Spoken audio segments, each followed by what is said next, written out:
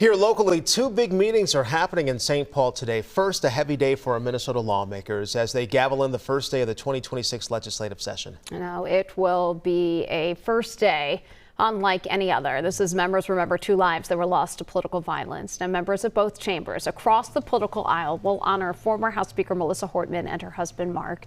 They were shot and killed at their home last June. Our Barrett Leone is live outside the Capitol building this morning with more because, Barrett, we know the tribute, it's going to go well beyond today.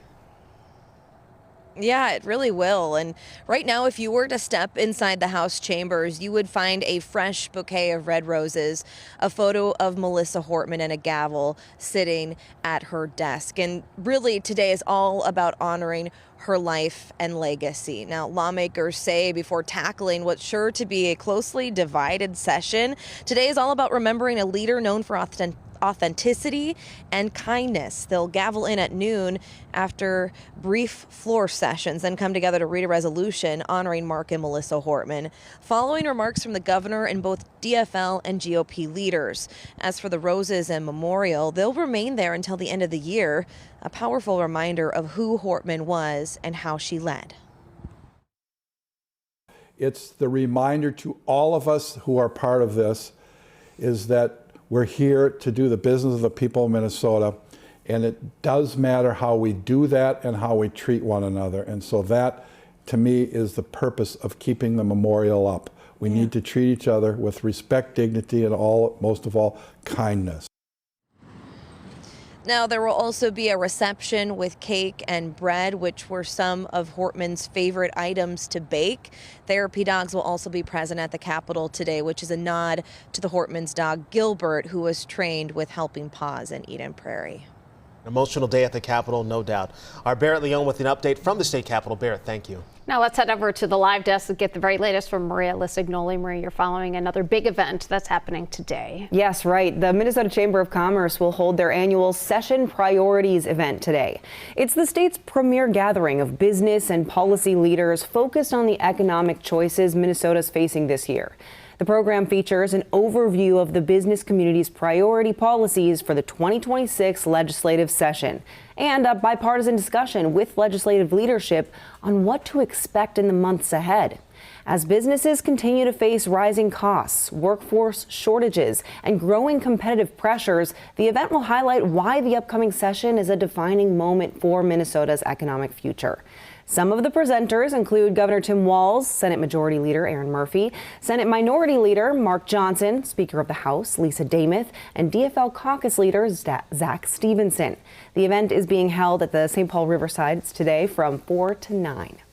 All right, Maria Lisignoli at the live desk this morning. Thank you. New this morning, a judge has ordered the release of a man detained by federal agents. According to the judge, the man was unlawfully detained without a warrant. The 18-year-old was inside of the Hennepin County Government Center last week when federal agents detained him. He had been making a court appearance in a case where he was accused of possessing more than 50 pounds of methamphetamine and was charged with first-degree drug possession. That's when ICE agents arrested him.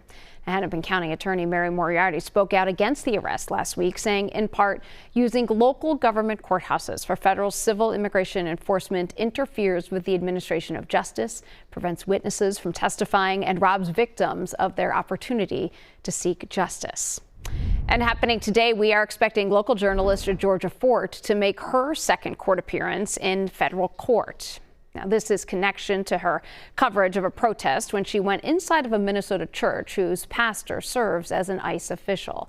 Protesters inside were also arrested. That would include former CNN anchor Don Lemon. We are expecting to hear more from Fort after her appearance this afternoon. Be sure to stay tuned to WCCO all throughout the day. We're learning new details on the investigation into the shooting death of Alex Preddy as federal authorities say they will not cooperate with the joint investigation. Preddy, a Minneapolis ICU nurse who was shot and killed by Border Patrol agents in South Minneapolis in January. This marks the third federal shooting where state investigators will not have access to evidence. Still, the head of the Minnesota Bureau of Criminal Apprehension says they will continue to try to partner with the federal government, but some Minnesotans worry about the objectivity of a federal investigation. But I don't believe that they will be impartial and fair and just in their investigation. If you have a one-sided investigation in which people are hiding evidence from local officials and other governing bodies, Hennepin County is conducting its own investigation into the shooting.